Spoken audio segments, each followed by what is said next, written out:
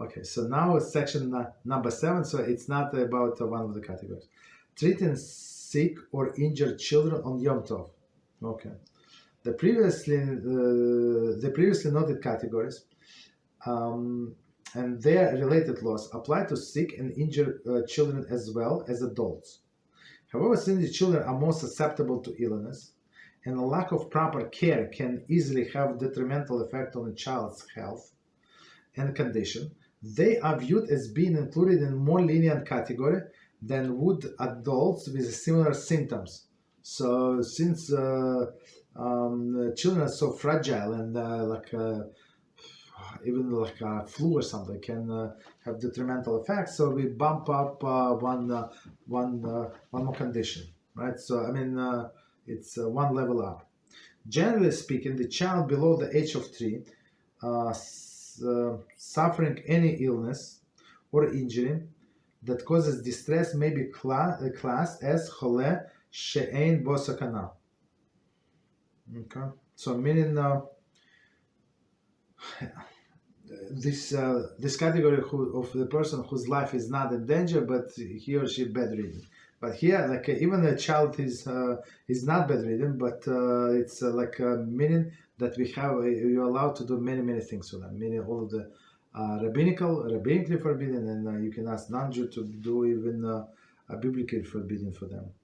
Furthermore, a child has a weak constitution may be considered Chol she'ein bo sakana in situation of distress up to the age of 9 years. So up to 9 years, so that there is some children very weak, very sickly people, unfortunately, right, kids. So they're still in that category that whose life is in danger.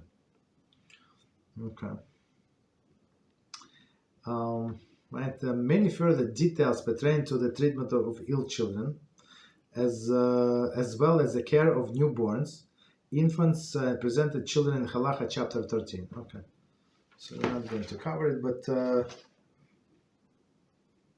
so that's all about the children. So up to the 3 years old, for sure, everybody, doesn't matter how strong is the child health the child is, even minor illness. So we can bump up the category to category 2, meaning we can do a lot for them. Again, with biblically forbidden things like very dense cream would not be allowed to apply, but other things we can. Okay, medicine, of course. What else? And up to 9 if they are weak. Okay. If an infant, are crying non-stop, abnormally on Shabbos / Yom Tov, should we suspect that there is some internal pain and transgress milacha for it? Okay. Which category should the infant be categorized? The first category, because any infection, any the minor thing, it can kill this infant. So we treat everything very stringently, meaning right, or you want to call it leniently, I don't know, meaning that that life is in danger. So if experienced mother, she would understand what's going on. But if you see the fever, like if the baby is just crying, maybe this, maybe that, but maybe the stomach problem, right? But if you see the fever, so yeah, you call doctor. Okay.